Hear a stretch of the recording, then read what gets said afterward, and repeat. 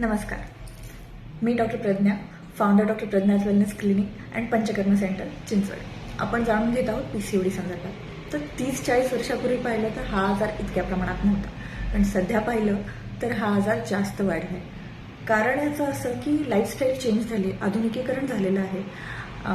व्यायामाचा अभाव, स्ट्रेस जास्त प्रमाणात, रात्री झोपणं उशिरा आणि सकाळी लवकर उठणं होत नाही आहे, वेळेवर जेवणं होत नाही आहे, जेवणाच्या वेळा पाळल्या जात नाही आहेत आणि पाणी योग्य प्रमाणात प्यायलं जात नाही आहे आणि आपण जे आहार खातो आहे तो सुद्धा संतुलित आहार आहे.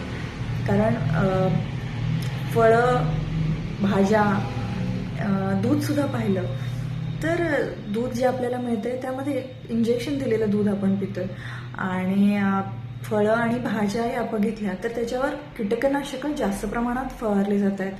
आधुनिक खतांचा वापर केला जातो आहे.